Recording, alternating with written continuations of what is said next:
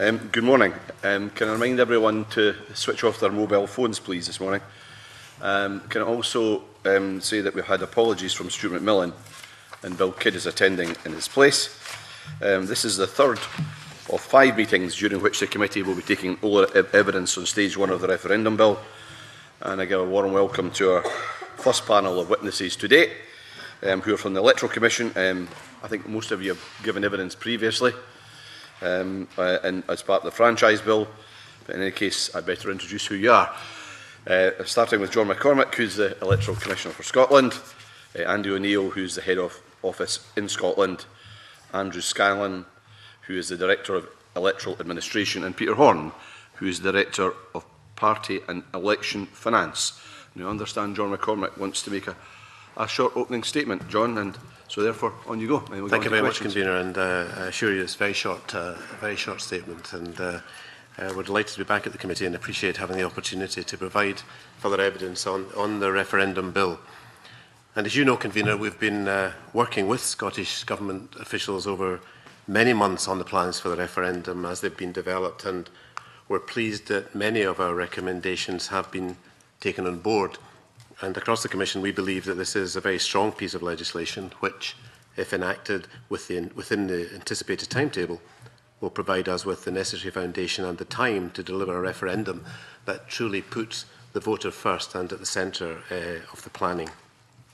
There are a few areas where we are currently in discussion with the Government, and this is an ongoing process, and it's for that reason that we've not provided a written note in advance of this session.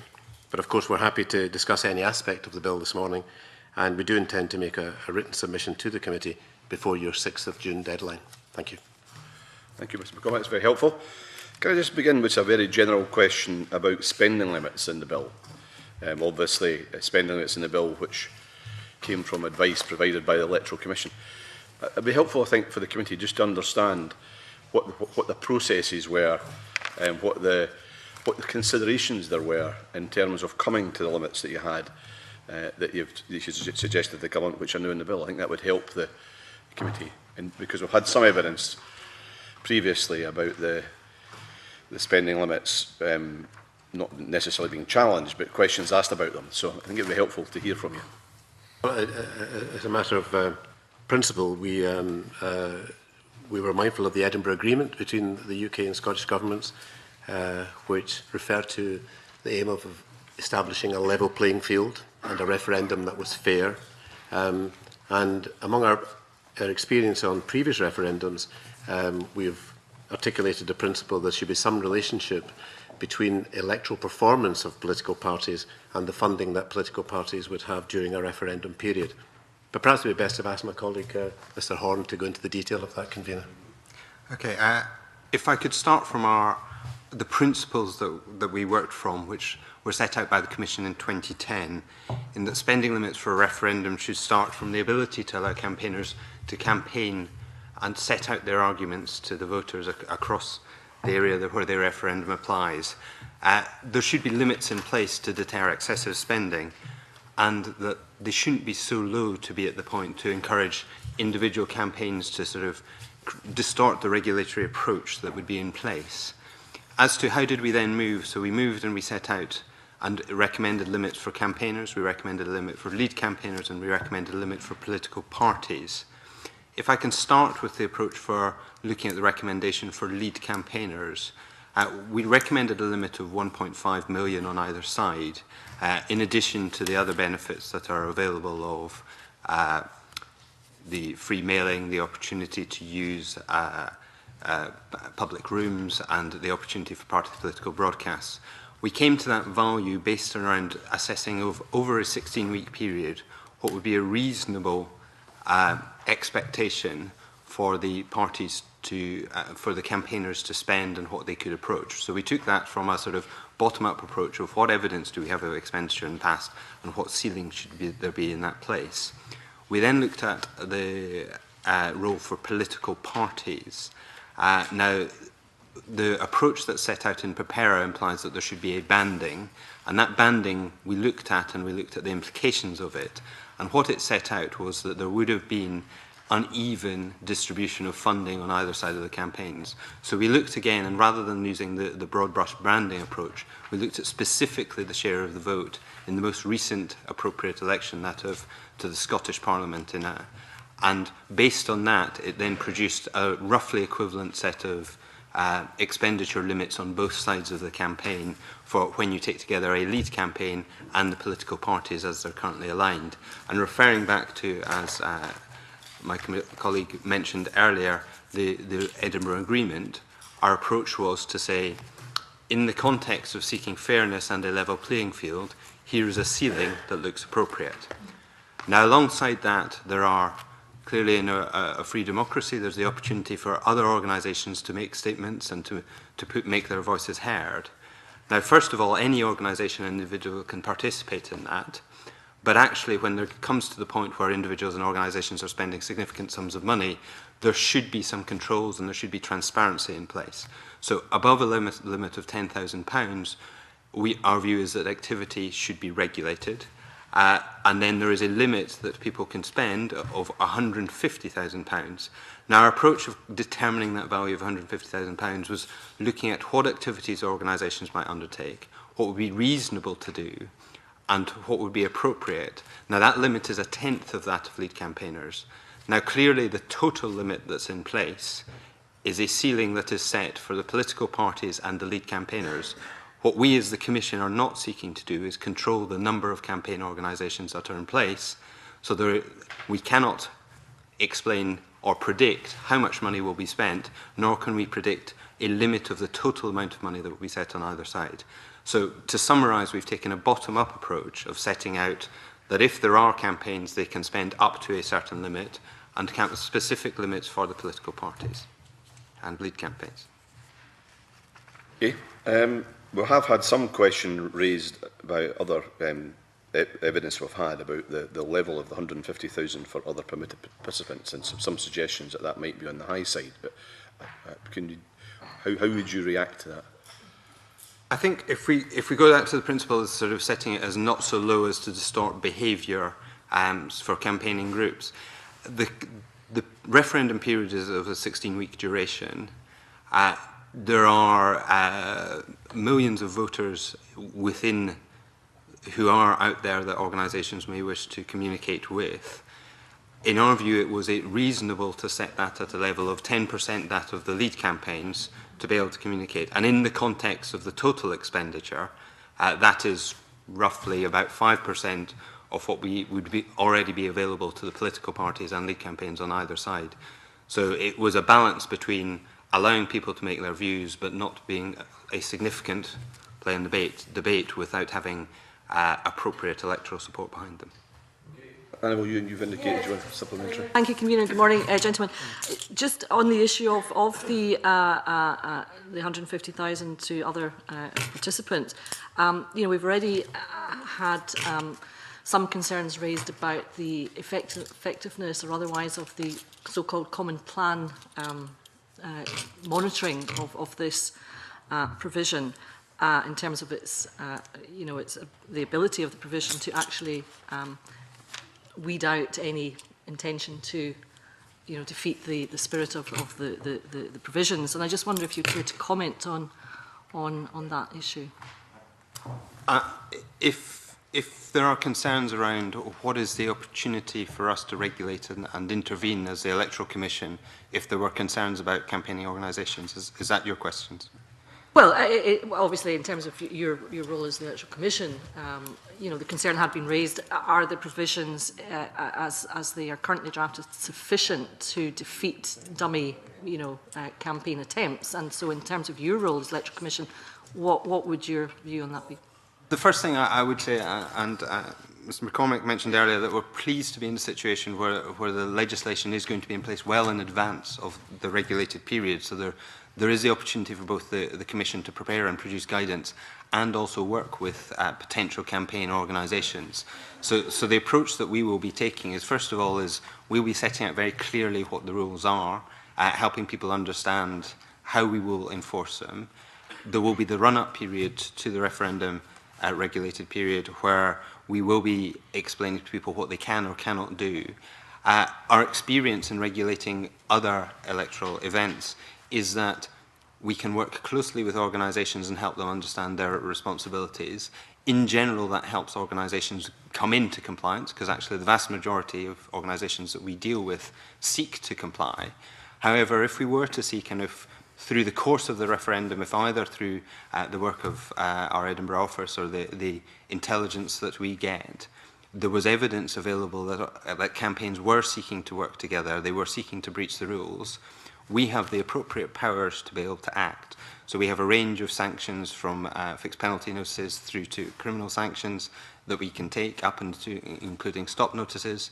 If there were multiple organisations seeking to work together, so for example, it would be entirely valid for a campaign to be set up specifically based in Edinburgh or Aberdeen.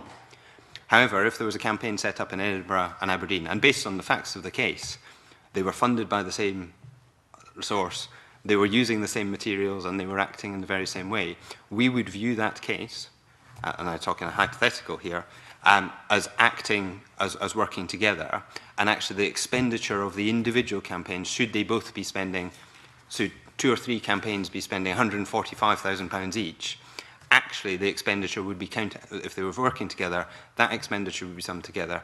The responsible individuals in each of those campaigns would be viewed as breaching the rules, because effectively they would have spent of the order £450,000 against a limit of £150,000. And we as the Commission will be making it very clear in the run-up to the campaign that we will be coming down heavily on that sort of activity. In terms of what you just said, in terms of, could you explain more fully what you mean by stop notice? And secondly, in terms of that, you know, the ability to impose sanctions, how quickly could you act? Because, I mean, if people are acting in concert in breach of the provisions of the legislation, and they already distribute and disseminate whatever it is they want to do, I mean, and you come in the back of that to say, well, you shouldn't have done that. I mean, it's the damage, you know, in that sense, is already, it's already done. The first thing to say is, yes, there are aspects of our processes, and we follow due process which take time, but we do recognise that in the context of a referendum, which is a sort of one-time event, if you will, that actually there are incentives on campaigners to do what they can before the event and take the consequences afterwards.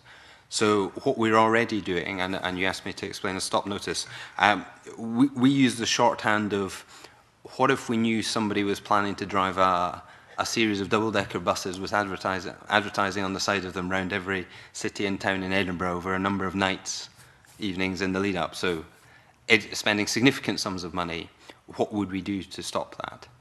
We have the powers, working with the Procurator Fiscal, to issue a stop notice. It's not something that we have done in the past, but we are preparing for the possibility that we would need to intervene. We could need to intervene. We do so on the basis of fact. We do so on working with individuals in the Procurator Fiscal. As to what we were doing to prepare for that beforehand, well, first of all, under the principle of if people know that you have the powers available and know that you're serious about using them, they're less likely to breach. We're going to be clear in the run-up to the regulated period that we have those powers and that we will use them if necessary. It's critically important to the Commission that the referendum is fair and seen to be fair, and so we will be working to do that.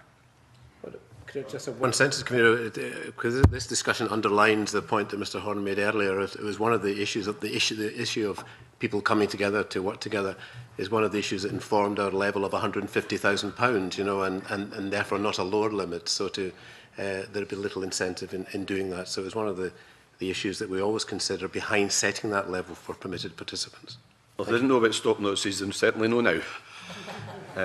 James and then Stuart Maxwell, and then I'll come to Annabel Gooley. It's all supplementaries, I think. Thank you, Convener. Just in relation to the issue of permitted participants, you'll probably be aware that we examined this issue in evidence last week, and one of the points raised in evidence in terms of, you know, trying to regulate any donations to, you know, permitted participant organisations.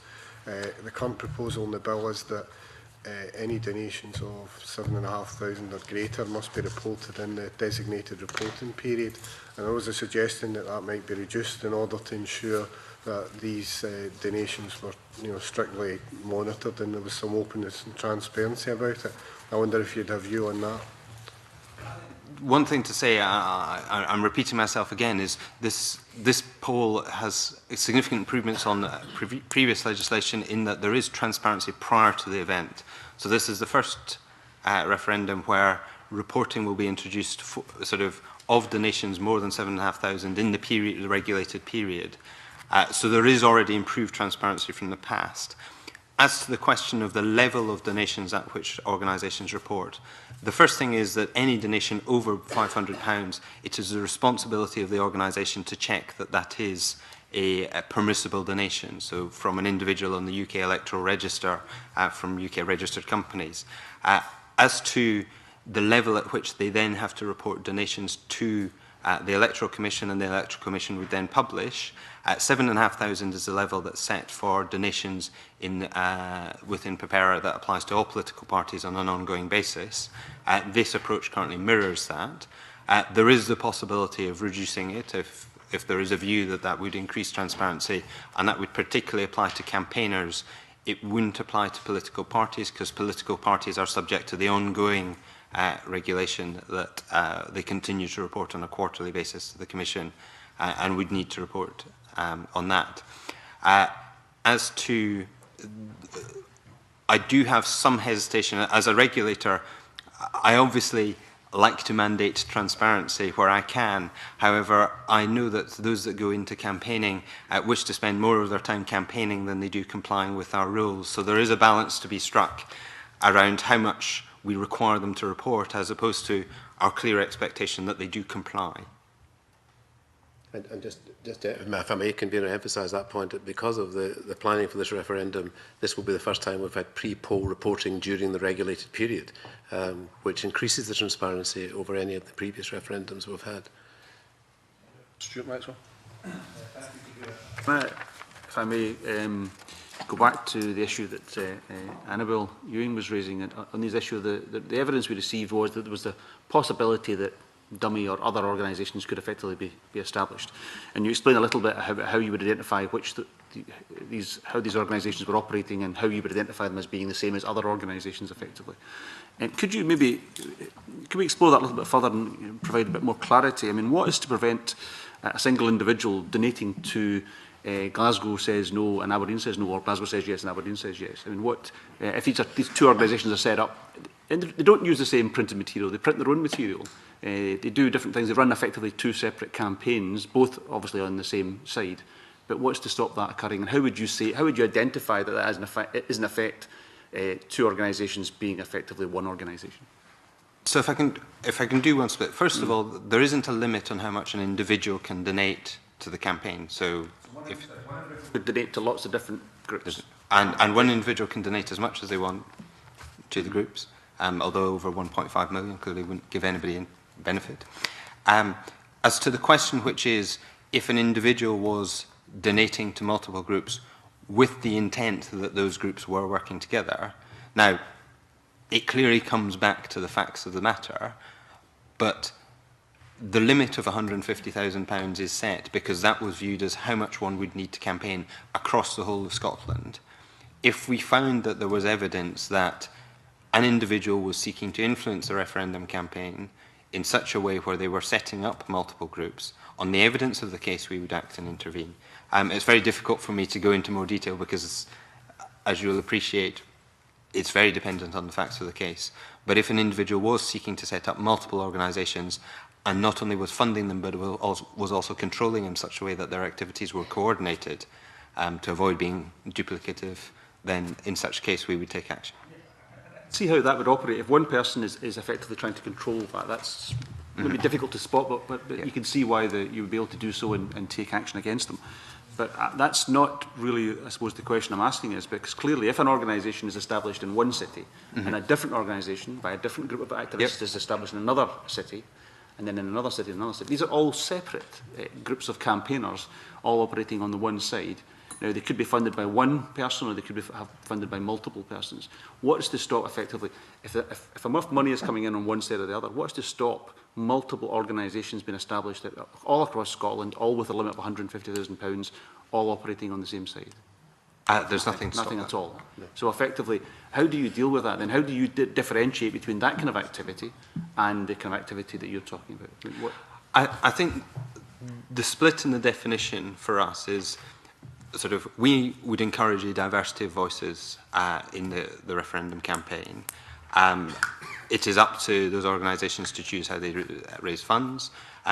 What would be a concern is that if any individual voice sought to have greater influence than the 150,000 limit by working together, and the split there, and clearly it's a slightly grey area as to what is egregious seeking to work together versus what's a discussion which is, well, we're just going to stick to Edinburgh and you're just going to stick to Glasgow, kind of nudge, nudge, wink, wink approach.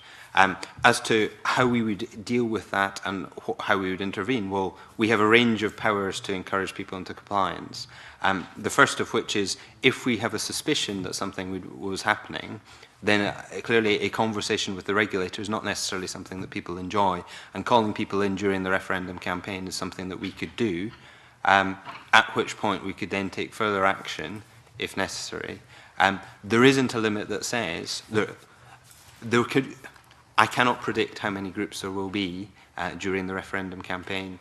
What I can say is that we will clearly enforce that if organisations are seeking to work together and seeking to make their £150,000 limit actually only apply to the centre of Edinburgh, and there's one that's sitting in Pentlands and something else that's working in Oxgangs, actually at that point there we'd have real concerns and we would act.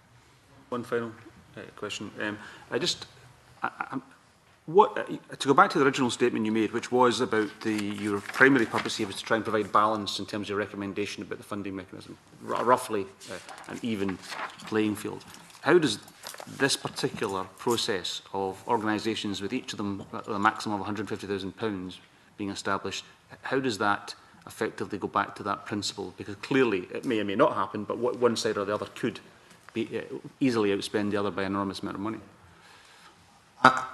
If I'm listening to your question, if I can clarify what I intended to say earlier, we started from referring to the principles that we set out in 2010, which were effective campaigning, deterring excessive spending, and we also looked at the Edinburgh Agreement, which set out fairness and a level playing field. Now, we have set a limit on what the lead campaigners can spend. We have set a limit on what the political parties can spend. We have set a limit on what individual campaigners can spend. I think it would be inappropriate for us to propose that we set a limit on the number of campaigning organisations in existence. To put that into practice, let's just say we said there could be 5 on either side. What happens when organisation number 6 comes along and says they want to register? There's a freedom of speech issue there. And the other point I would make is the limit is 150,000. Actually, raising funds for campaigning is I understand, a difficult issue. I think there may be multiple campaigns that register. I view that there will be very few that will reach that limit of 150,000 as a proportion. But we're very clear, convener, within the Commission that when we're talking about permitted participants and groups that register, that there is no control over the numbers and they can lead to more on one side than another. As part of the democratic expression of people's wish to take sides in a referendum. So that, I just want to emphasise that Mr Maxwell's point is fair. You know, you can have an imbalance between the two. That's not regulated. Honourable Goldie. Going back to something Mr Horne said, convener, and I was looking at something else. I may have missed the context in which you gave this comment, but you mentioned an example of supposing 2 double-decker buses were driving around Edinburgh and you'd take action. What would be the objection to the 2 double-decker buses? Is it who's funding them or what they're doing? So I'm trying to give the example of if an organisation was clearly spending over and above their £150,000 limit.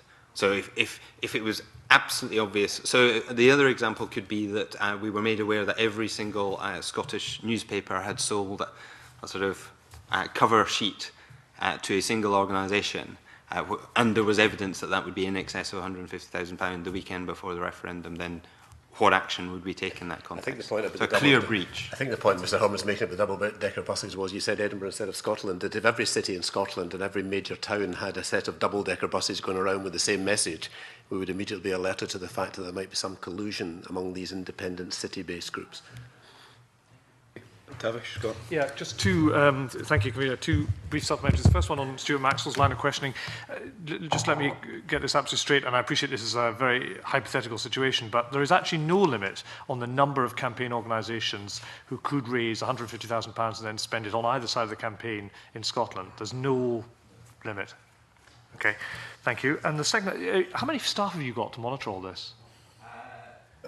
So, within my team, we have a team of around 20 people. However, we cover the political parties across Scotland, Northern Ireland, Wales and England. As far as we do have a team within the Scottish office that we're building up over time, led by Mr O'Neill. I'm not exactly sure of the number. During any campaign, whether this referendum or election campaign, there's a genuine ongoing monitoring of events, and everybody who's in the Commission is alerted to the fact and keeps an eye out and whatever. From the legal department through to the finance department through to all the officers, there is a process for monitoring the activity during a campaign. And anything as high profile as full-page adverts in newspapers or as buses going around every city in Scotland, I don't think would miss our scrutiny. I think you also have to remember we have the yes and no campaigns who police themselves, and we regularly get information sent to us by various members of the public. So we do have a monitoring process in place which allows us to find out these things. My observation is that this will be the most intensely political period in all our lives. And have you got enough people to do all the things you've just described in evidence to the committee this morning? Encouraged when people suggest I should have a bigger team, but I would say that the support of both the traditional links that the Commission has built up over a decade in Edinburgh and Scotland, and also the support that we have from both sides of the campaign who will be policing what their opponents do.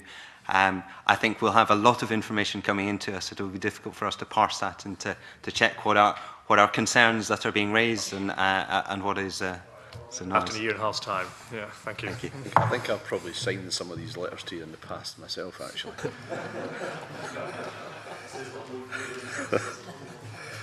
Annabel Goldie, I think you were going to raise the next area, if I remember correctly. Right. Right. Process issues. Process issues, yes. There was an issue raised in evidence in a previous session about how the Electoral Commission can balance its obligation to provide public awareness and also promote understanding of the question without compromising its impartiality. And I'm just interested in whether you think there's a distinction in the role which you've been called to discharge between process, that is, making sure that factual information is out there about the process, rather than straying into the issues of the respective constitutional sides of the debate. As members will be aware, when we tested the question through the winter months and published our report in January, the end of January, one of the things we recommended in there was there was a demand from the people who were, we didn't set out, the researchers didn't set out to ask the question, but it was clear from people's response, and it was so significant that we said it in the report, that people said they wanted more information on the big issues before they vote on the economy, monarchy, defence, immigration, citizenship. Some people also raised questions about the need to have information about the processes of what would happen the day after the referendum day. They expected that some of this would come from the campaign groups, but they also wanted it from a neutral source. Now, we're very clear that the Edinburgh Agreement includes no detail about what would happen after the poll, and this is unlike previous referendums. And it's clear that negotiation about the terms of independence will not happen before the referendum. We're very much aware of that. And it's clear, too, that these issues will be debated by each of the campaigns and be highlighted from now on as they are at the moment. And we accept that it's not possible, therefore, to produce genuinely neutral and authoritative information on the type that voters express a desire to see. However, we do believe that clarity about how the terms of independence will be decided would help voters understand how the competing claims of the campaigns will be resolved. This does seem to be possible, and both governments have committed to work together to agree it. The information should clarify, for us, we would like to see it clarify the process that would follow the referendum for a yes outcome or a no outcome, and might, for example, include how negotiations would take place between both governments, the timescales for doing so, etc. And the more information both governments can agree on, the better we feel it would be for the voter. But we're in active discussion with the governments about this at the moment. So just to clarify, Mr McCormick, what you've just explained is actually process. You know, it's not advancing an opinion about wouldn't, you know, defence be marvellous in an independent Scotland, you know. I mean, it's, and this is, I think, the anxiety that some people have. It's how you distinguish between an obligation to explain to people about process, but not stray into substantive debate. We're very clear about that and our impartial role about process and distinct from the campaigning arguments. But we also were very clear in our report that those who were tested by the researchers and there was a clear demand from other people for authoritative information about the campaigning arguments, but we accept that that's not our role and that won't happen beforehand, and we know that voters expect that to be clarified by either side during the campaign itself. But there's a clear demand for that. But we accept in our discussions with governments that what they will agree on is not on the negotiation stance or pre-negotiations or anything like that, but about what will happen after the referendum, and there is a demand for that as well, about the process, the time frame, that kind of thing. Rob Gibson had a supplementary to this area. Rob? Yes, we discussed a bit of the awareness raising during the franchise bill, and we called in our report for you to have a detailed development plan so that we could see how you are going to actually deal with the complexities of these questions. Have you drawn up such a plan at the present time? Hand over to Mr. O'Neill for that, Mr. Gibson. The short answer is no. The long answer is, with 16 months to go, we're still developing our plans. Since we last met and we talked about the franchise bill, we've started mapping out who we need to work with in the next 16 months. We've had meetings with educationists to look at particularly registration and messages around voters, 15, 17-year-olds in full-time education. We're beginning to talk to people in NUS Scotland and such. So, in a sense, we've started developing our key messages, which, as John was talking about, will be about process, about registration, about postal voting, proxy voting, the date, how to fill in the ballot paper. But we will be also working around issuing a booklet to household towards the date. The content and all of that, of course, is still subject to discussion and development. But to simply answer your question, no, we haven't developed it. But when we do, we'll be happy, of course, to share a note with the committee or come and talk to you about the plans. Do you expect that to be within the time scale of us discussing this bill between now and November? I think certainly, I mean, things are developing and ongoing. We can come back and tell you where we've got to. Hand on heart, I wouldn't have thought we'd have completed the plans by November of this year.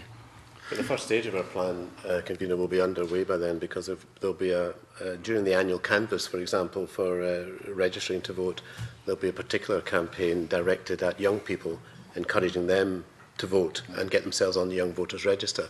That annual canvass takes place, you know, roughly from October onwards, and so before that, the first part of our campaign that will be visible on the ground would be that campaign directed at young voters to remind them they have the vote in the referendum, and this is how you register. And we've started just last week. We started beginning of this week, I think. Well, we started briefing agencies about what we would expect agencies to come forward with in terms of development plans. So it's early stages yet in that process, but the work's ongoing, as Mr. O'Neill said.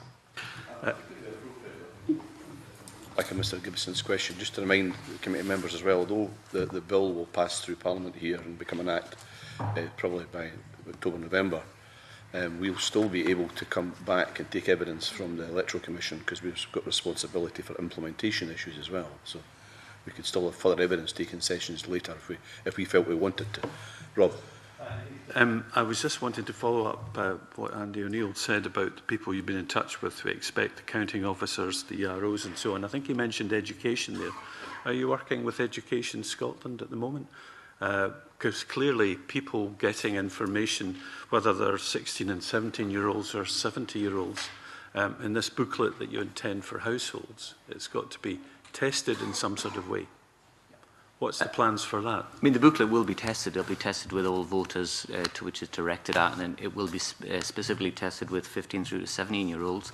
On the education question, we're working with ADES, the Association Directors of Scotland, Education Scotland, School Leaders Scotland, Education Scotland, Solace, ourselves, and we're all trying to work together in a kind of partnership to ensure that people who are in full-time education get the correct messages around registration and such like, and there is a desire to ensure that people understand in an impartial way the issues around the referendum and how to participate. And of course, there's not just young people in formal education, there's other people, and we'll be working with those. And we're also, Convener, if I could add, there was bearing in mind a question that was raised the last time we were with you, that College of Scotland and University of Scotland were in contact with them about working out on that issue that was raised last time about the registration of students for the referendum, which comes during that time when they may be leaving home and coming to college or to university. So we're in active discussions with the associations about that. And in terms of young people, obviously, it's not just simply a booklet. I mean, there'll be targeted campaigns which we'll be doing, and social media outlets and things like that, which are more relevant to younger people, will be done, as we will be working with servicemen and various other small groups. I mean, there will be an overarching campaign in terms of TV and ads and radios and things like that. There'll be a leaflet and pushing people towards that, and the helpline and such like. But there's also lots of targeted campaigns where you try and ensure that certain sectors get the correct messages in the way that are most appropriate for them.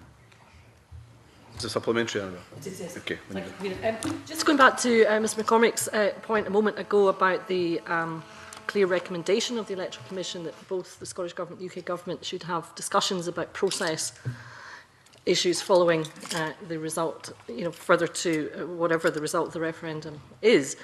And I know that that's a clear recommendation of the Electoral Commission. It's in your report at the end of January. And I note that you said, Mr McCormick said, that it's further to a clear demand having been expressed. What I wasn't quite clear about was, did I hear Mr McCormick say that both governments had signed up to that? Because the position at the moment, as a matter of reality, is that whilst the Scottish Government is very keen to so proceed and has requested such discussions, the UK Government thus far has point blank refused to enter into such discussions. So I wasn't quite clear if I heard Mr McCormick right in him saying, or otherwise, that the UK Government had actually signed up to that recommendation. The Edinburgh Agreement, both governments have committed to work together, and we have discussed with both governments this issue and this demand for this expectation that the voters in the referendum would like to know what happens the day after the referendum, whatever the result of the referendum. And those discussions continue, and we would hope that something would come from there that would be informative for the voter and would appear in our booklet. That booklet will be tested, the information will be tested, and we'll decide what goes into the booklet on the basis of that testing and evaluation. But also at the end of this year, before the end of the year, the Commission publishes a preparedness report where we draw attention to the different agencies, including ourselves. Are we ready for the next stage of the referendum process from the end of the year through to next September? And we'll draw attention to that in the report if we haven't been able to achieve it. But I'm optimistic, but then I usually am. Thank you. That clarified that. Okay, now James Kelly. Okay, thanks, Convener.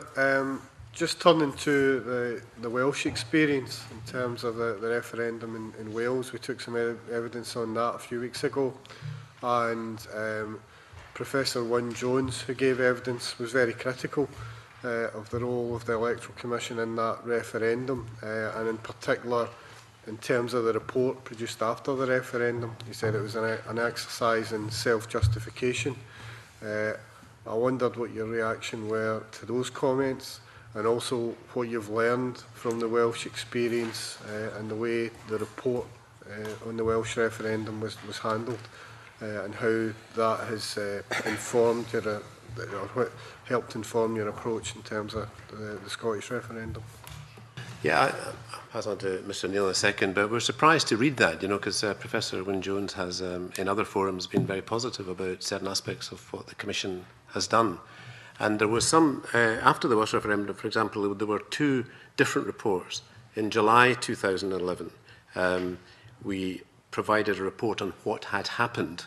And then in October 2011, because the two referendums were very close together, we published a detailed lessons learned and what we think should happen and what recommendations and what we all had learned from the referendum process itself. So there were two different reports. And one thing I'd like to stress before handing on to Mr O'Neill is that our reports, we're very much aware of that in a referendum, to some extent, we're reporting on ourselves. But our referendum reports are based on externally verified data. You know, public opinion tracking during the campaign, public opinion poll tracking after the vote as to how people felt about the experience of voting and were they happy with it, etc. And with data that comes from the counting officers throughout the country, externally verified independent data, which forms the basis and the spine of our reports. And we have been known to be fairly critical of ourselves in some of these reports. So I was quite surprised and a bit disappointed at some of the things that Mr Wynne-Jones said. And a couple of specific things he said. We did seek information, and we could only publish information that we were given, and it was volunteered to us. We did seek it.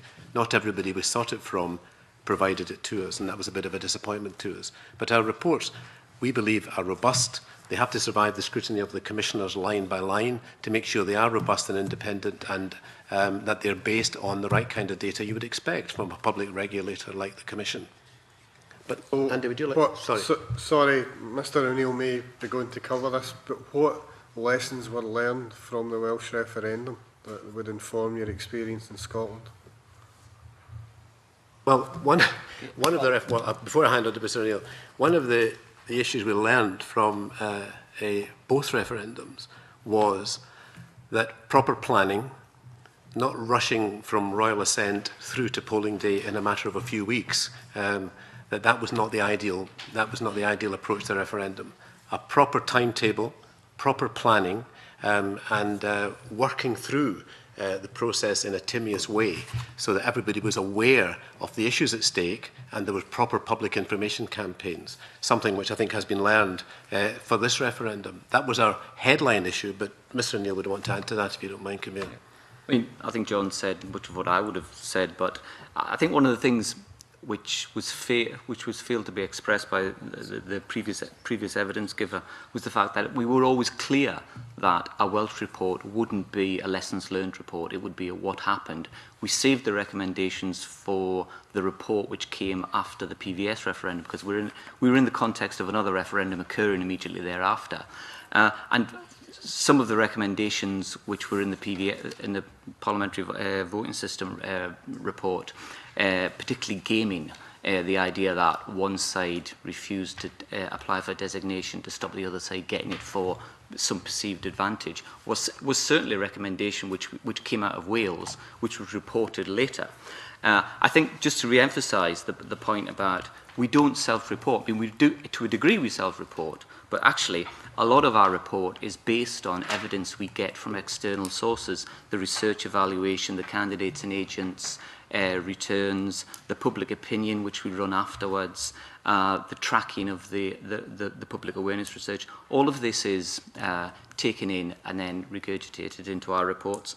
We also publish the complete evidence which we use to inform our report on our website at the same time when we publish our report. And also, whilst your previous evidence giver said there was a lot of criticism he garnered, he then didn't actually give you any firm evidence of that criticism, which if he had, we could have, or we'd received, we could have included in our report. But also, I think if you read our reports, there is evidence of things where we've done stuff which we weren't happy with, which we've reported on, and then we've learned lessons. So I think to say we're self-justifying is a bit harsh.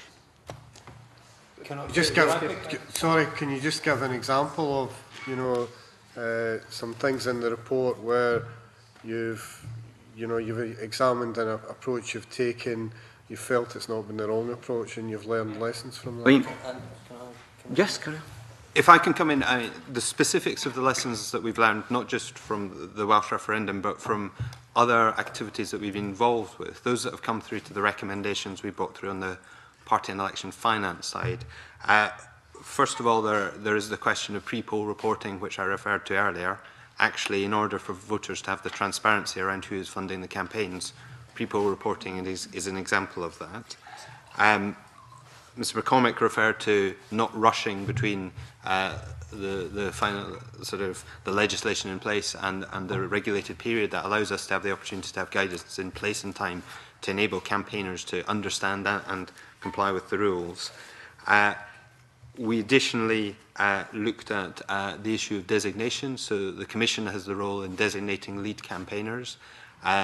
Prior to this referendum, we always had to either designate lead campaigners on both sides or no lead campaigner.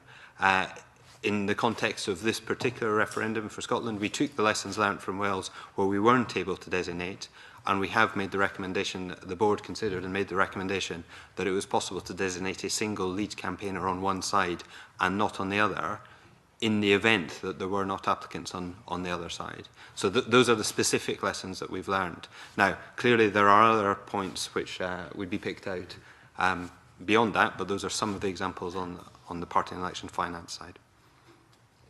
Stuart, I think you're a supplementary in this area. I did.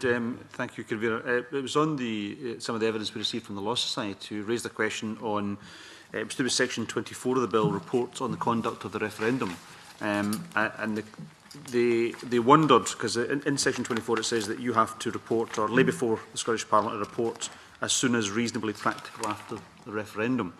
And they questioned whether this was feasible, given the 3- and 6-month time limits for providing returns on the referendum expenses to you.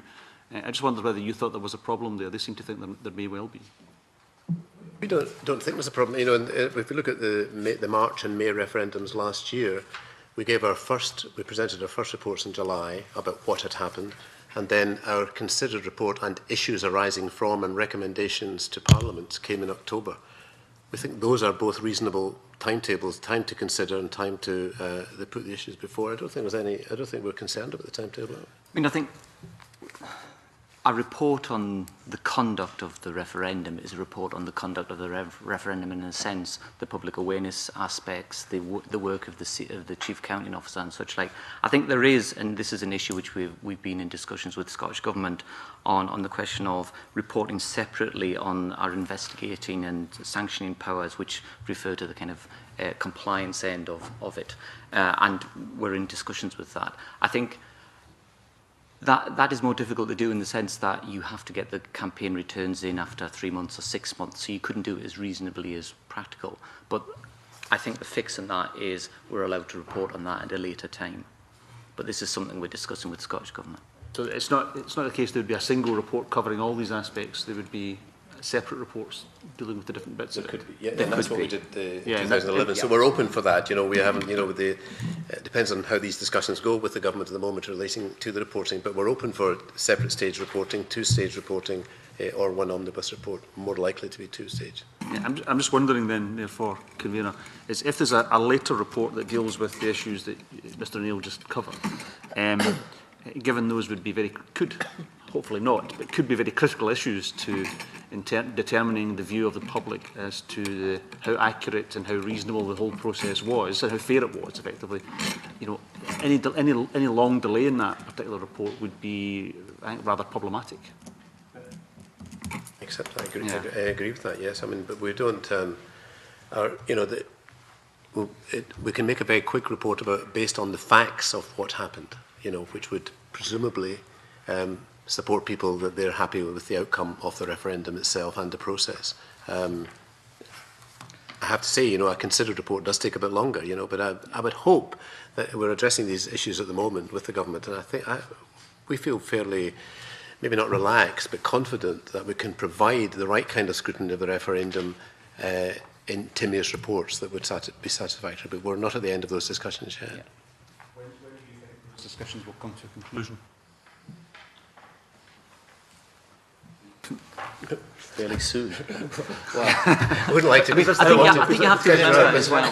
In a timely manner, yes, my colleague says. You know, we're not anticipating any difficult about it. We're going through the detail of it. We understand the spirit of Mr. Maxwell's question, convener, and we've got no wish to delay unnecessarily or be leisurely about this. We understand the importance of quick and continuous reporting, and we're trying to work through the details of that to make sure that we can fulfil exactly the spirit of Mr. Maxwell's question. I think you have to remember that the campaign returns, which the yes and no campaigns and such submit to us, they will, if they spend over half £500,000, they get 6 months in which to deliver them to us. So a lot of the issues which may come out wouldn't come until we get that information. So you really are tied by the ability to allow the Better Together and Yes Scotland or whoever the yes and no campaigns are to actually supply these things. So you are tied by legislation into a time frame.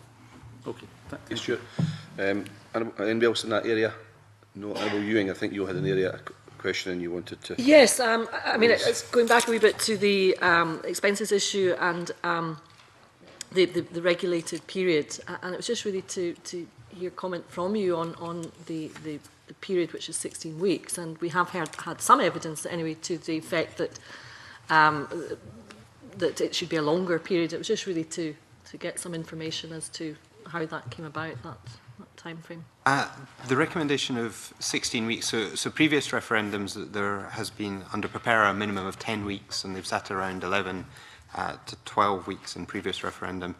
And actually 16 weeks is the period that applies at a range of elections that happen within Scotland, from Scottish Parliament, European elections, UK parliamentary elections. The UK general election has a limit of 1 year in advance.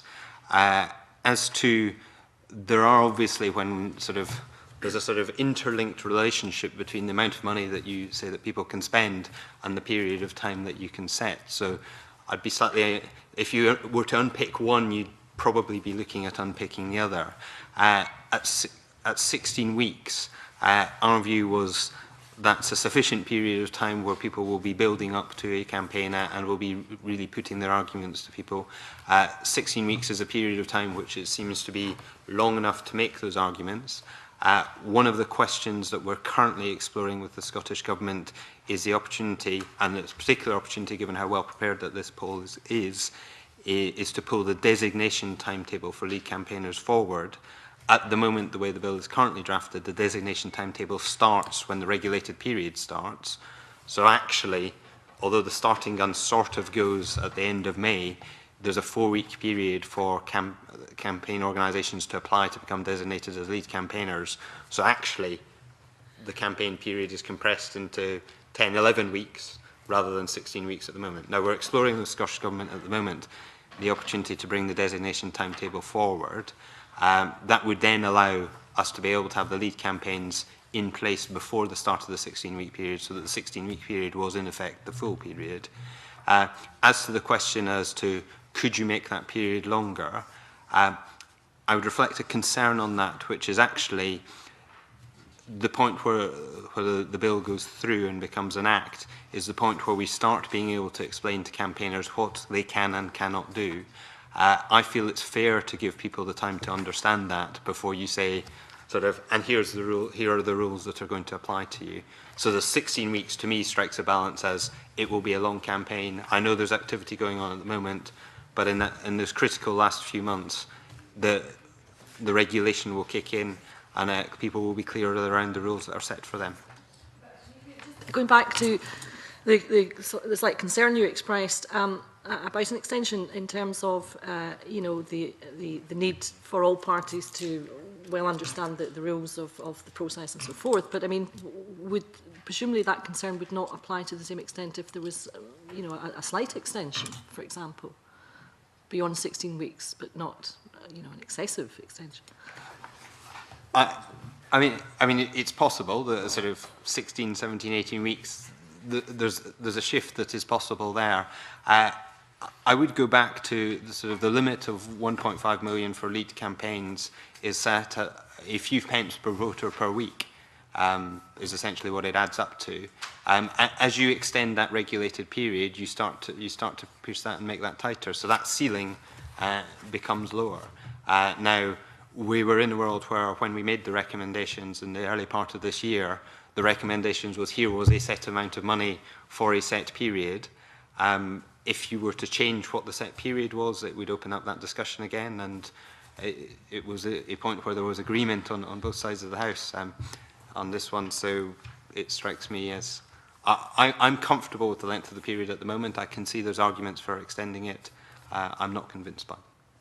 We did consider, the board of the commission, the 10 commissioners did consider at a stage earlier this year whether the 16 weeks, given the fact that this bill would be receiving royal assent in such good time before the referendum day, as to whether there was a strong case for recommending a longer period. But the recommendation of a 16-week regulated period was one of the recommendations we made in our report following the May and March 2011 referendums, and we were very pleased that the Scottish Government in the bill accepted that recommendation, and we wish that recommendation would be accepted wherever there are referendums. But there are two particular issues I'd just like to stress what Mr Horne said. The first one about if we can agree with the Scottish Government that the bill should be amended so that the process of designation, which at the moment in the bill takes 4 weeks, we allow a maximum of 4 weeks to allow people to come forward, allow them to be interrogated to see if they pass the criteria.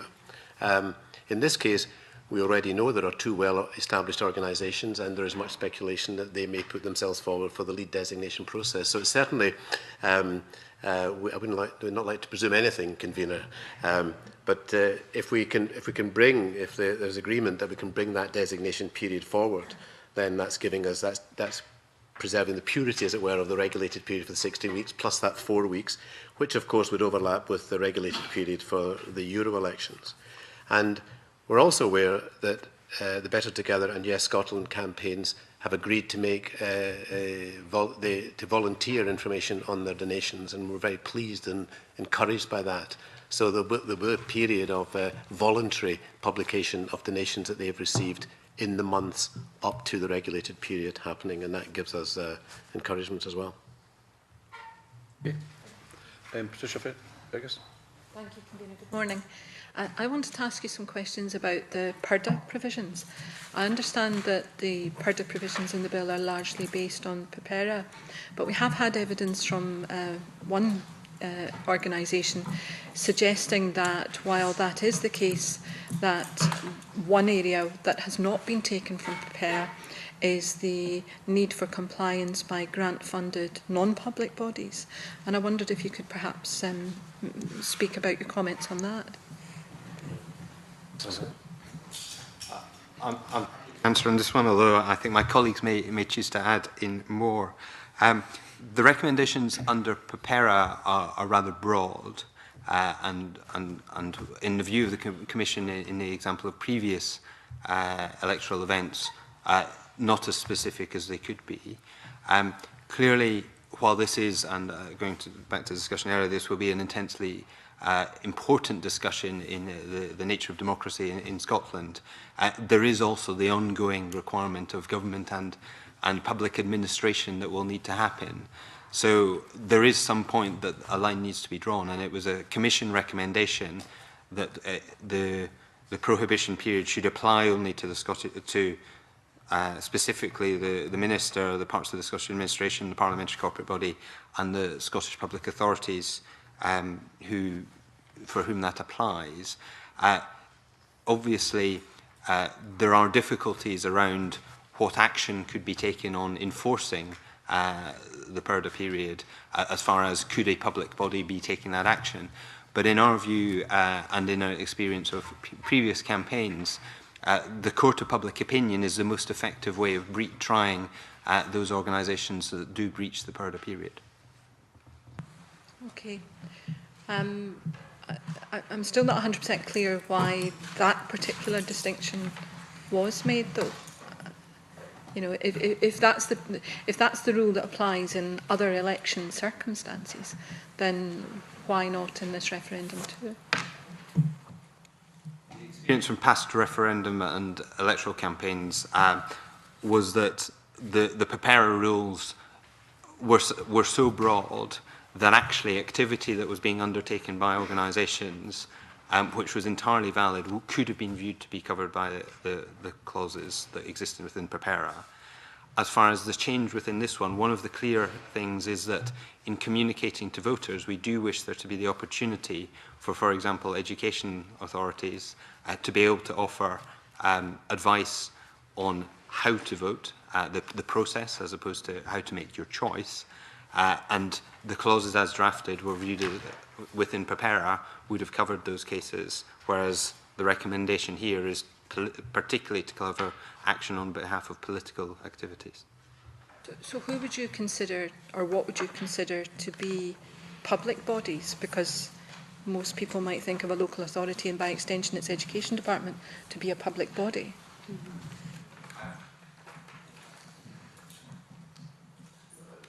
Trying to get back. Can I just ask, is the question about whether the recommendation that we're discussing at the moment is too narrow, or you're concerned about the change between PROPERA and the fact it's been modified for this legislation?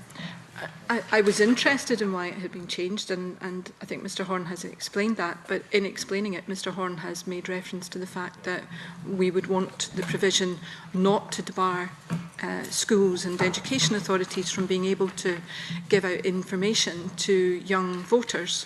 And I'm just wondering whether we wouldn't have, or at least in the court of public opinion, have thought of an education authority as part of a local authority to have been a public body in some way. So I was just wondering what the actual distinctions are between the organisations covered and those not. I think probably best that we clarify this for you and write to you if that's acceptable, convener, because in relation to defining a public body, I wouldn't like to make a generalised statement that may then not be accurate right down to the detail. So we have a note about this, we have some background information on it, and if it's acceptable, we would write to the committee about it, if that's acceptable, that definition, to make sure I get it pinpoint accurate for the committee. It'd certainly be very helpful.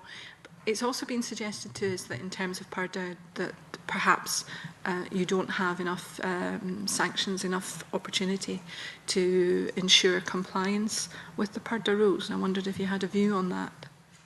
Well, we're very realistic about the 28-day period, and as Mr Horne said, the sanction of public opinion and public discussion, and the fact that uniquely in this side, since we have, in this referendum, we have Scottish Government on one side of the argument and the UK Government on the other side of the argument, that the monitoring and the scrutiny will be quite intense on that.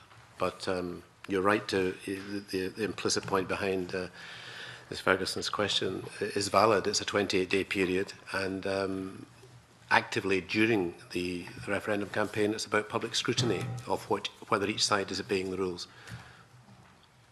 On that issue of the two different governments, we also had evidence, I think it was last week or the week before, from Professor Mullen, who said it would be more appropriate if, for both governments, the period of PERDA was on a statutory footing. Have you had any discussions with the UK government about them being able to effectively make it a level playing field? I think on the issue of the 28-day period, I think one of the things that's worth stating is that the Electoral Commission doesn't have a role in regulating any breaches of the 28-day period within PROPERA, or nor would it do under the bill as currently drafted. I read with interest the evidence that you saw last week, but I would say that we haven't had discussions with the UK government around making that a statutory issue for the UK government.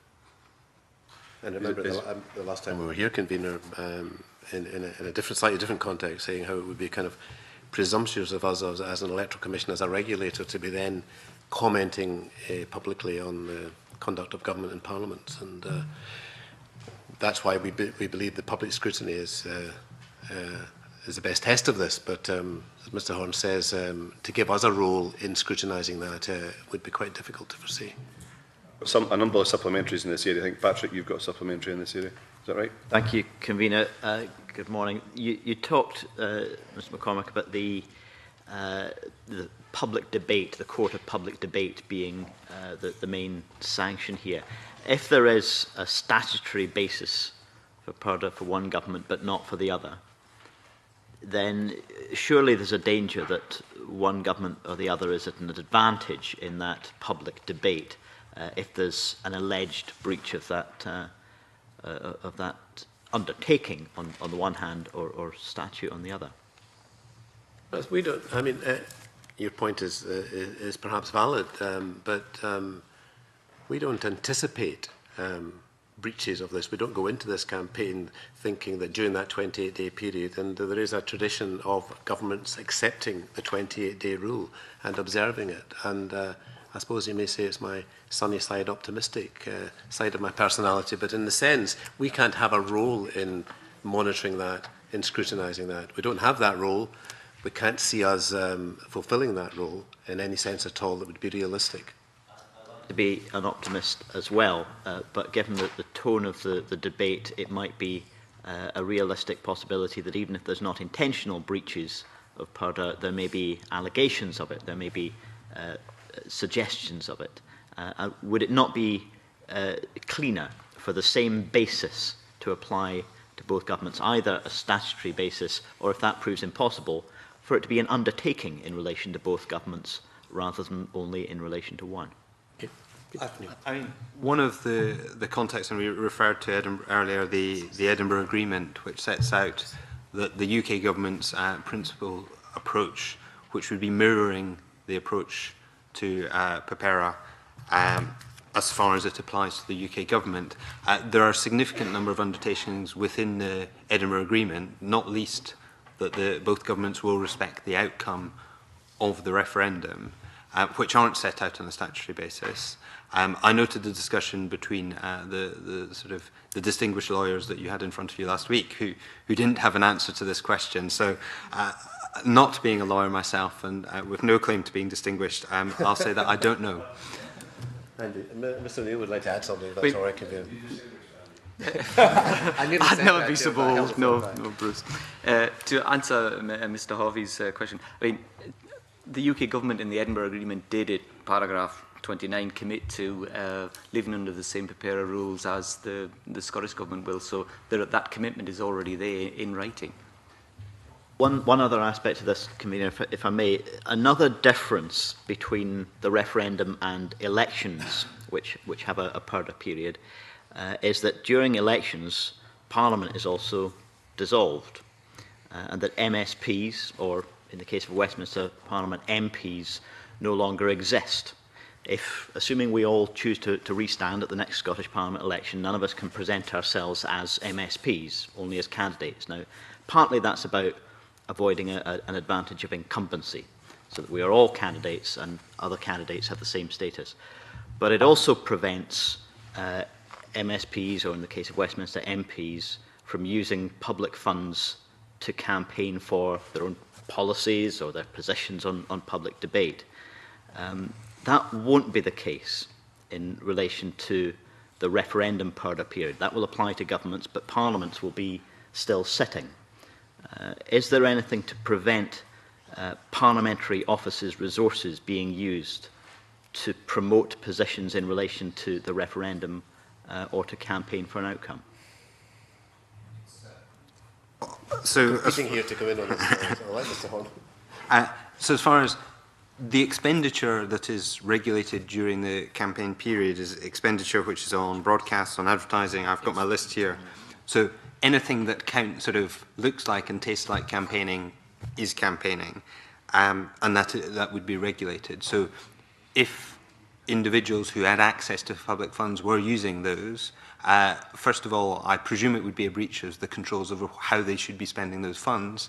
But secondly, it would be a breach under PPERA rules, which are that public funds aren't permissible donations. So you'd both be breaking the rules as far as who you source the money from, but you'd also be breaking the law as far as spending money that was from public funds on political campaigning. So yes, there is a break there. It's just to add to what Peter said, I mean, you're governed by the rules which govern you internally as an MSP, the standards. So, I mean, you wouldn't be able to use public money to campaign. So, instance, from the top of my head, newsletters which you all send to your constituents.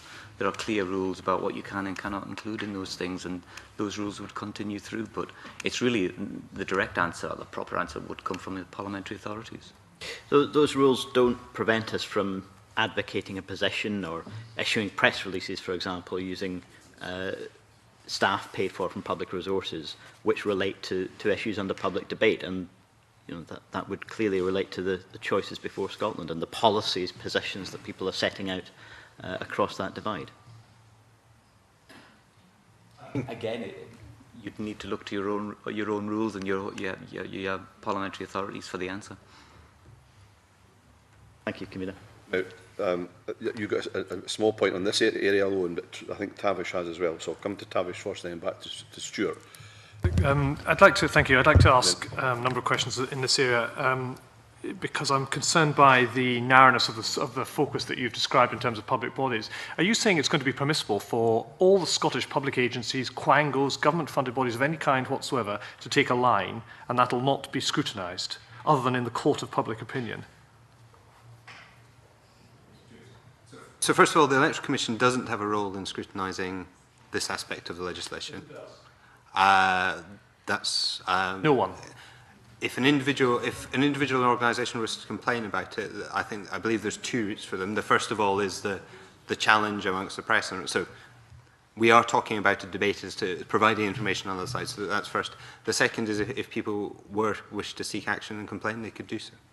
But in effect, the whole weight of government from the period that you described, the regulated period starting 16 weeks before the period, the date of the referendum, could be used by all the agencies to campaign for independence. And in the event, what we are doing is we're working with both the Scottish Government and UK Government on this, because, as we've said, it's not our role. What we are looking at is we're probably making sure that there will be a contact individual. Now, I'm not sure whether we've finalised as to who that would be within the Scottish Government administration, but we've already got the name of the team within the Cabinet Office in the UK Government as to who people would make complaints to if they viewed that an administration was breaching the rules inappropriately. Announcements, in your view, can continue to be made all the way up till PERDA starts 28 days prior to that period, and that would just be fine? Yes. And you don't see any difference between this once-in-a-lifetime referendum and a run-of-the-mill general election where we all understand the rules of the game? Because there is. We view individual polls on referendum as clearly, as we described earlier, we view them as distinct activities.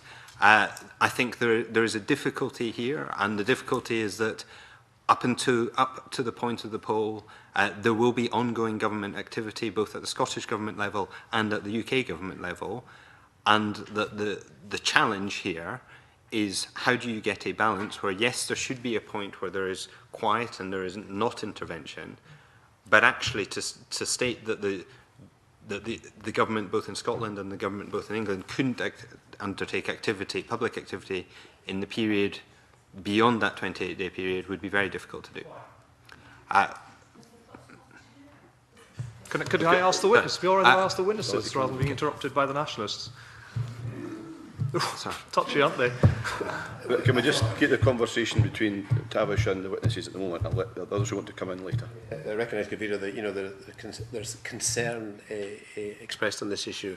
From our position in the Electoral Commission, we regard this as a matter for governments and a matter for governments to regulate and to make sure that the 28-day period is respected.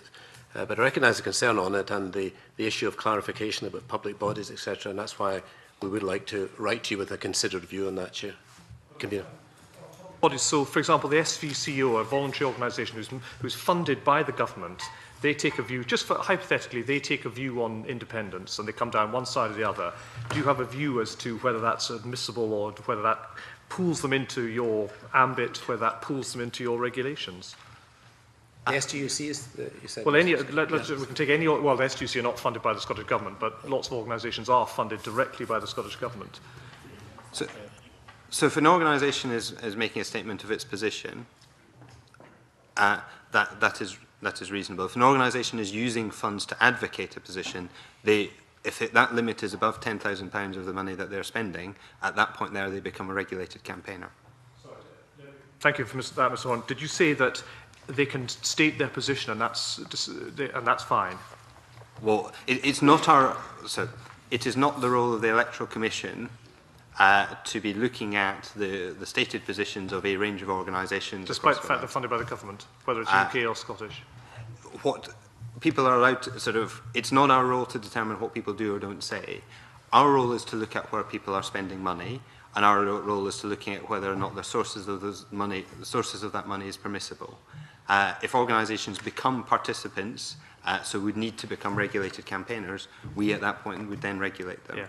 Okay. As far as the question, which is if there are public bodies which are seeking to campaign using public funds, there is an issue around political campaigning, be that both in any election, which is not acceptable to do using public funds because that is not a permissible source of funding.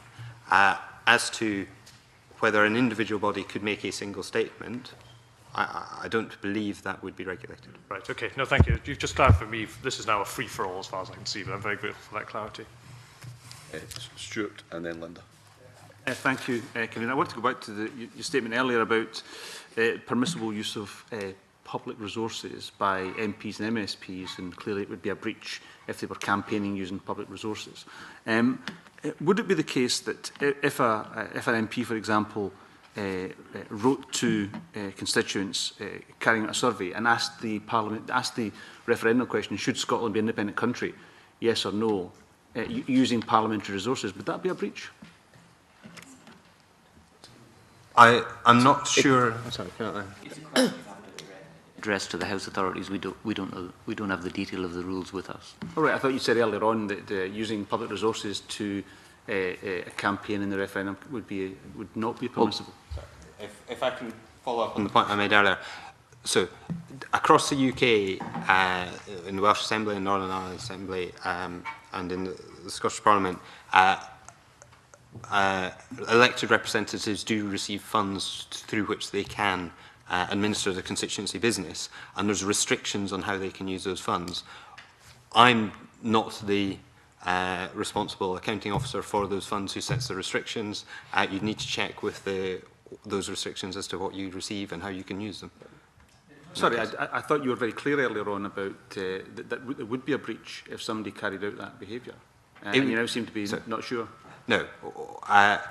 There's clearly an area in which elected representatives will be continuing to work with their constituency and dealing with complaints and questions on an ongoing basis. So that's normal activity. Now there is a point between where that moves to this is activity which is clearly campaigning activity. Now that dividing line will have already been set out. Is already set out in the rules and regulations. I'm not an expert in what they are for the Scottish Parliament, but they were already in place for elected representatives up and down the country.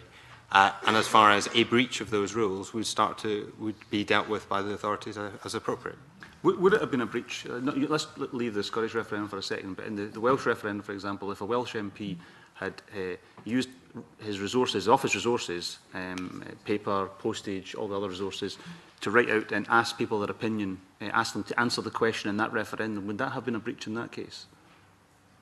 I wasn't working for the Commission at the time of the Welsh referendum, so... It's a matter of the Welsh Assembly.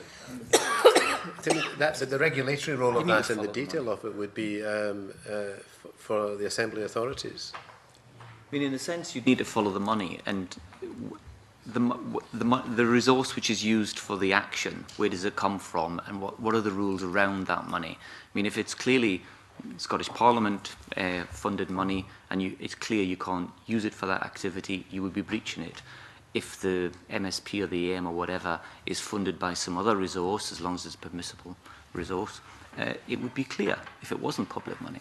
It depends on the instance you're talking about. One more question in this area, then we really must move on from this particular aspect, because there's other things we need to look at. But Linda, I think you had the... Yeah, I did. I think I'd like to clarify something. First, I think we're getting all a bit jumbled up here. Different organisations have different remits and they have different responsibilities, and I think we have to be very clear about that. If colleagues here are, concerned about what MSPs can do, I would suggest that just read the rules that are already there, and I presume that the same would apply for MPs at Westminster as well. Sorry, Stuart, I'm muttering in my ear. So, I think we have to be very clear about whose responsibility is what, and check that out. But I know what the Scottish Parliament responsibilities are in terms of allowances that can be used and things. They're very, very clear. What I'm unaware of is what the Westminster MPs work to in the same regard, and that there clearly is a concern across the table too about who can do what. So it might be worthwhile to find out what the rules Westminster MPs work to are in that regard. Ours are already there to be seen and quite clear. But also in regard to that, I'd like to come back to the evidence we took previously, talking about the purdah period and paragraph 29 of the Edinburgh Agreement. And I think it's worth stating again, it was actually the Law Society that said to us, I think a distinction should be made between a statutory provision and something contained in an extra statutory agreement that people might want to flesh out. So the Law Society would seem to have flagged up a potential concern about the purdah period and whether it would be a level playing field. And also worth recognising that when asked, Professor Mullen reckoned that it would be straightforward for the UK government to put something in legislation to match the Scottish Government's legislation on purdah, saying that it was a matter of political will. So it may well be worthwhile, convener, for this committee to have a very simple, straightforward check sheet of what the playing fields are in terms of elected members and in terms of those elected members who become part of the government and how governments act. But it applies to both governments. Okay. And do you want to reflect on that? We're aware of the commitment of the UK government as given in the Edinburgh Agreement, and the point that's already been made by Mr Harvey and Ms Fabiani about the difference in the statutory instruments against the law. It may be something that, if there is concern about it, that this committee may wish to raise with the UK government or between the Scottish government and the UK government. But we understood the commitment in the Edinburgh Agreement as a very public commitment to adhere to to adhere to the rules, as it were, and in other aspects of this, a number of things have to be taken on trust, and it's a very clear public commitment, I think, which the Prime Minister gave when he was in Edinburgh. So, but if there is real concern about the different status between the two parliaments, then it may be something which could be clarified further. We've got 3 other areas we've got to get through, so we need to make some progress here now. And I will Goldie on issue thing to do with declaration, I think it was. Yes, Convener, thank you. Last week, some ambiguity emerged about the facility for declaring local results, and the Convener wrote to the Deputy First Minister seeking clarification of that. And I don't know if our witnesses, Convener, have seen the letter from the Deputy First Minister. And it's interesting, the Deputy First Minister seems to indicate there's been a slight change of position and there is a desire to allow the facility for local results to be declared. However, there still seems to be uncertainty as to when that can happen. For example, the Bill memorandum says at paragraph 53 that the counting officer is to provide the chief counting officer with certified results and information, all the rest of it, as soon as they are available. The chief counting officer will then, at that point, authorise the counting officer to announce a local result. But that is not actually what the bill says, because when you come to Schedule 3 at paragraph 35, while it's very clear what the obligation is on the counting officer, who's to get all this information gathered together and give it to the chief counting officer, there is no definition of when the chief counting officer is then to authorise the local counting officer to declare the local result. The chief counting officer seems to have unfettered discretion on timing. Are you satisfied with that? It seemed to, my reading of it, certainly, I'll ask Mr Scallan to comment on this, but my reading of the letter from the Deputy First Minister, that would clarify the point if translated into the legislation. Because otherwise, you're putting certain strictures on it that are not. I'm not quite sure what I would be dissatisfied about that, as long as the big issue for us in the Electoral Commission was we thought in the nature of things that you could not hold back all local results until the national result, and that wouldn't be practical anyway. And having satisfied that, because the Chief Counting Officer, working with the counting officers, will have agreed a process by which local results will be declared timiously as soon as they are ready and as soon as they've been verified. So I didn't seek any further precision than that, but maybe Mr. Scallan, if I may, might have... I thought the Deputy First Minister's letter made very clear what our understanding was. I think you've raised a point. We'll go back and look again at the legislation, but I think the purpose of the stages of the referendum are that the need for certainty at a local level. So the law says that each counting officer will make a count. They'll check back with the Chief Counting Officer to make sure that there is hardly any difference, hopefully, between the verified ballot papers and the for and against and the spoils. And it's really when the Chief Counting Officer is satisfied with the mathematics that have gone on in each local counting area, that they'll say, I'm now accepting it as Chief Counting Officer. And I think at that stage, that's when the declaration should be made locally. I think we'll go back and check again on the detailed legislation if that's not precisely what's reflected. Yes, I'm sorry for interrupting. Would you accept that the bill as drafted, if literally interpreted, actually means the Chief Counting Officer could authorise the local counting officers to publish the results 2 minutes before the Chief Counting Officer publishes the national result? It may well be. I need to go away and look at it. I think the intention is, though, that recognising what goes on within all those various count locations, the idea that it will not be made obvious to everybody what's happened at any particular count, and for those who are tallying up what's going on elsewhere, the result will be very clear. I think it's probably worth just, if I may take this a little bit further, the actual certification of the result by the Chief Counting Officer will come sometime after the result is known. So the formal process of the Chief Counting Officer saying this is the final result, unless the result is very, very close, it will become obvious what's happened at some stage during the day or during the night, whenever the count takes place. So the purpose of the local count is absolute certainty. Chief Counting Officer is satisfied and authorises the local counting officer to declare it locally. And that will, if past practice happens, will take place fairly quickly, because there is no need to do anything else, because the Chief Counting Officer is satisfied that within any particular local authority area, the count is concluded and she will be satisfied. And it's finished. So you're working in the understanding that, all things being equal, local results will be published, because the counting officer will have ticked all the boxes required by the Chief Counting Officer, and there shouldn't be any impediment then to the timious publication of that local result. That's your understanding, yes, and the basis on which you'd like the process to work. Yes. Thank you. We expect the spirit of that, as contained in the Deputy First Minister's letter, to be translated into the Act. Nobody else in that area? Rob Gibson then. The committee has received a number of submissions, Convener, urging the bill to be amended so that the question in the ballot paper is set out in Gaelic as well as in English. Do you have any views on that issue? We've, well, as the committee knows, Convener, we tested the question that we were given by the government, which was in English, and during that testing process, we tested it with groups of Gaelic speakers in different parts of Scotland to ensure there was no ambiguities. If Gaelic were your first language and English the second language, there were no ambiguities. So we haven't tested a Gaelic question. We weren't asked to test a question in the Gaelic language.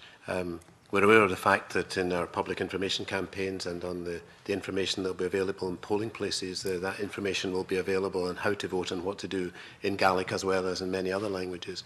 But we haven't taken further or been asked to consider a question in the Gaelic language. If we were, we would then strongly recommend that it be tested separately from the English language question. Thank you. But Convener, Andy O'Neill told us during the franchise bill that we have used those languages which Mr McCormick has just agreed, and imagined that they would use them in future. In the process between awareness and the polling place, how are these languages used? Have you examples, for example, for us to? In the past, we've provided template posters and information leaflets which can be displayed in polling stations and polling places in a number of languages, including Gaelic. And it would be for Mary Pickately, the Chief Counting Officer, to either guide her counting officers or direct them to use these posters as appropriate. So they can be available, and we'll be working with Mrs. Pickately to provide all these things so she can use them in the context of the particular event. So it'll be down to the electoral managers to decide where and these would be used.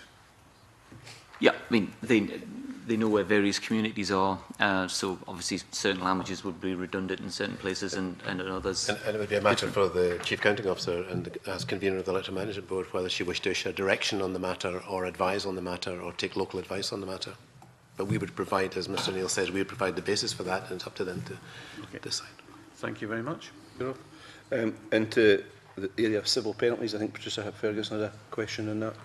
Yeah, I understand that the Electoral Commission will have the power to impose sanctions in certain circumstances, but that the circumstances around those sanctions and the rules which are to be covered are going to be set out at a later stage in a statutory instrument and are not actually in the bill as it stands. And I just wondered if you were aware of the reason for that and if you had a view as to whether or not that was the most appropriate way to do it. If the question is around what is our approach, we have an established approach around having civil sanctions in place. We used to only have criminal sanctions, but we have an established approach where we have civil sanctions in place and have been implemented our enforcement policy on that for a number of years. The current draft of the bill suggests that we should consult on our approach to that and then set that out. In our view, the evidence of, while this is clearly a particularly, the Scottish referendum has its own facets, that we would continue to be consistent with the lessons that we've learned from the past and we'd follow the lessons that we've had from that. So that's the approach. So is the fact that it's coming at a later stage really because you're doing consultation on the issue? Yeah. Yes, okay. Yes, it's the same legislation, it has the same impact. That's fine. Thank you. Okay, I think we've probably come to the end of that particular session. I'm very grateful to the witnesses for coming along, giving us evidence and being so clear in most of the areas, and you're going to come back in one particular area, which I'm also very grateful for. So thank you very much. I'm just going to suspend for 5 minutes now till a changeover of witnesses.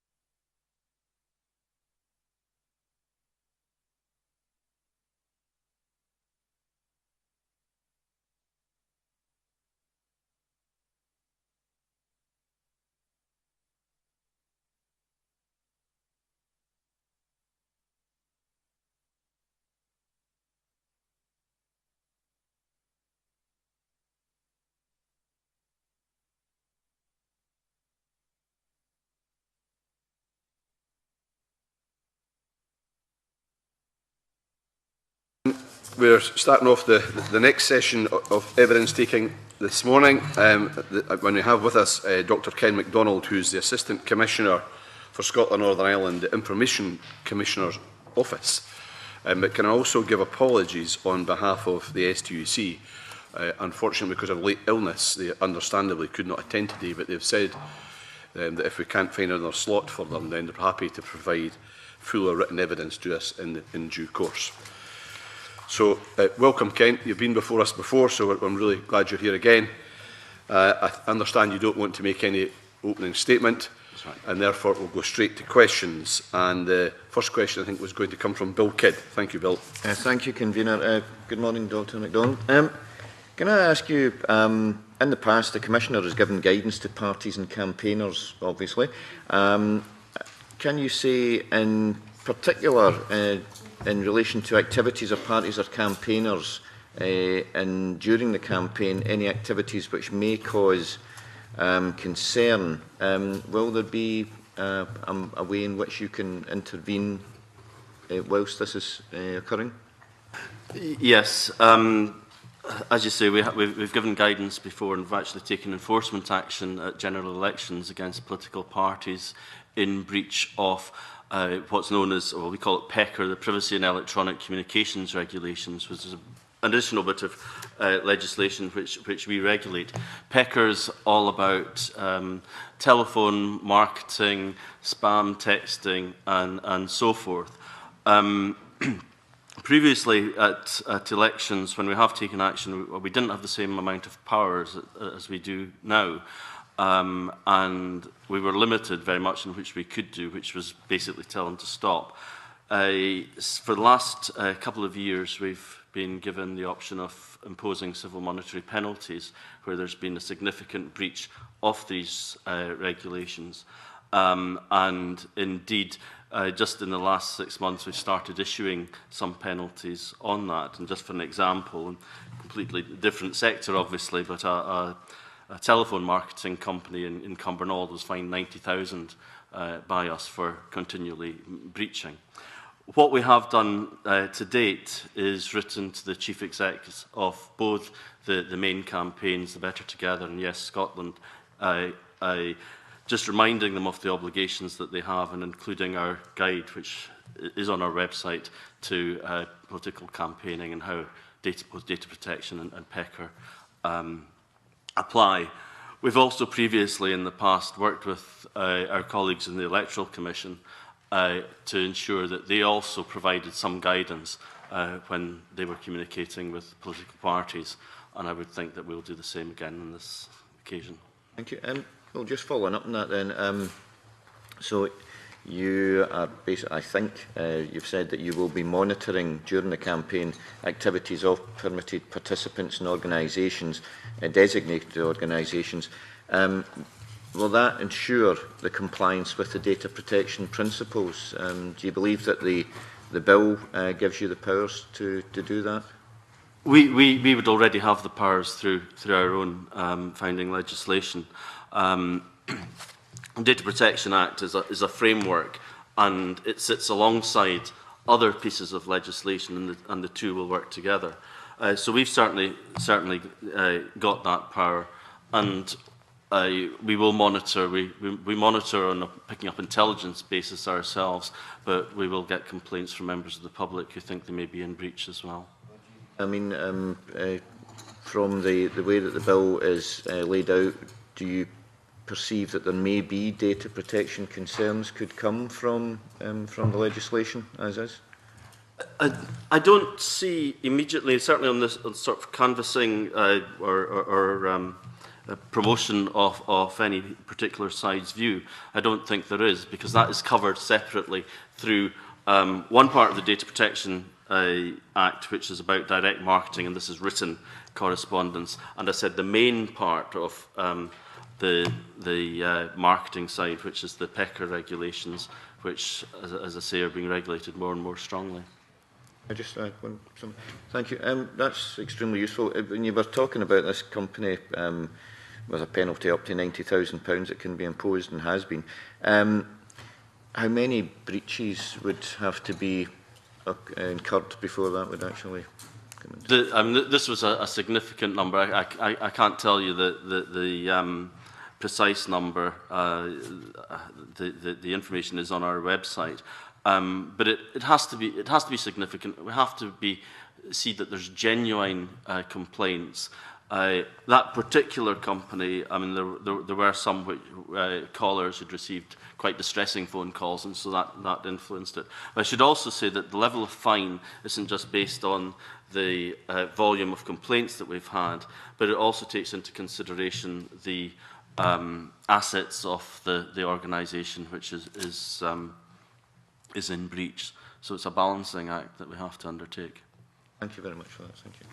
Anyone else in that area? I think Tavish, you've got a supplementary, and then I'll come to Patricia. Yeah, can I just, this is really, so I understand your role in that sense, Dr. MacDonald, but following on Bill Kidd's point, if people are, shall we say, getting fed up by telephone calls they're receiving in the campaign, you're not the person they would go to, would they? Or would they have a data protection issue that they could then pursue with you? Yes, that would be our role. They would report it to us, either directly to our head office, and the investigations are run from our head office, which is in Wilmslow, just south of Manchester. In situations where there is a very clear Scottish dimension to any enforcement action, I would be called in to give my views, some background information, and help determine what sort of action we would take.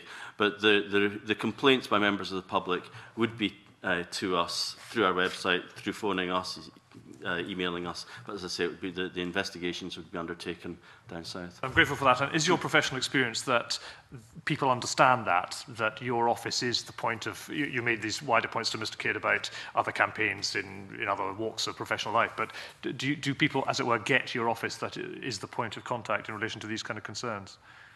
Often they're signposted to us. It's not an automatic, we'll contact the ICO, but they may go to trading standards, they may go to citizens' advice, and they're signposted on to us. And is therefore there a role for both campaigns or for designated organisations to ensure that they are part of that signposting, that people who have any concerns about this should be able to there could be, in literature, they were setting out sort of when they're collecting information. But again, it may well be something that the Electoral Commission and ourselves should work together just to draw it to the public's attention. And that's happening, is that part of Well, we haven't started that this time, but we have done it in the past with general election campaigns. Okay, many thanks. Patricia? Thank you, Convener. Good morning, Mr MacDonald. Dr MacDonald, you'll recall, and I'm sure you're very well aware, that the committee was very concerned to make sure that the provisions of the franchise bill that we've previously dealt with did not in any way infringe the rights of young people, particularly as they were going to be included at a much earlier age in the registers of electors. And I just wondered whether your consideration of this bill would suggest to you that this bill also makes a point of making sure that young people are adequately protected and that their rights in terms of privacy, etc., are not infringed in any way? Yes, I think the issue about protecting children is very much more on the franchise bill than this one. Where it comes into play is, for example, in the fact that there's a single register. It's mentioned in this bill. Again, there's the protection for anonymous franchisees in terms of when they're getting their polling card and so forth. These seem to be quite reasonable. They seem to be fitting with data protection. I also note one of the issues that I did raise in my previous session with the franchise bill about the destruction of the registers being brought in. I'm also pleased to see that there's very clearly defined purposes for the register and offences that if the register is used for any other purpose. Now that will be regulated again by the Electoral Commission, but there can be situations where we might be brought in as well, and we can work together with our colleagues in the Electoral Commission. Annabel Ewing, I think you had an issue you wanted to explore as well. Thank you, Convener. Good morning, Dr MacDonald. Looking at the campaign rules, particularly as far as reporting on campaign expenditure is concerned, in your view, are there any particular data protection issues and privacy issues that arise, or not? I haven't picked them up per se. I mean, my focus has been very much on the handling of the personal data of the register. Certainly we expect transparency by donors. We expect some protection maybe for the smaller individual, but clearly the bigger the donation, then the more reasonable it is to expect the public to be told who's making the contributions. That all sits perfectly fine with the Data Protection Act, but donors, recipients of expenditure, should be made aware that there are requirements on disclosure of who's given the money and where you've spent it, just as you have in your normal day-to-day lives as MSPs. So, thank you. So just to clarify, so there's nothing really that kind of leaps out the page as a concern on that area of the coverage of the bill. Okay, thank you very much. Does anybody else got any other questions they'd like to ask the Information Commissioner? Can I just ask a general question in that case, in terms of that was a specific area about expenditure that Annabel was asking you about, Dr. Kim Macdonald. What about, is there anything in the bill at all, from your perspective, in terms of data issues that needs to be, that we need to be aware of? As I say, I see that issues that I've previously raised are addressed, the use of the register, the destruction of it, the security of the anonymous registrants. There is nothing that, as I say, I've got a major concern about, and I'm pleased that both in this bill and the previous one, that data protection has been taken very seriously. Okay, in that case, Dr. Kim Macdonald, thank you very much for giving us service. I know it's been short, but it's been very helpful. Thank you very much. Thank you. Can I now, just before I close the meeting, just remind colleagues that the next meeting scheduled for Thursday the 30th, we'll hear on that occasion from Yes Scotland and from Better Together. The committee will then hold a roundtable evidence session with the Federation of Small Businesses, the Equality and Human Rights Commission, the Scottish Council for Voluntary Organisations, Inclusion Scotland, the Scottish Youth Parliament and Professor Aileen McCarg. Next week's meeting will begin at the same time of 9:15, and can I also remind members that the deadline for lodging amendments to the franchise bill is noon on Monday the 3rd of June. And with that, can I formally close the meeting? Thank you very much. And formally closing the meeting.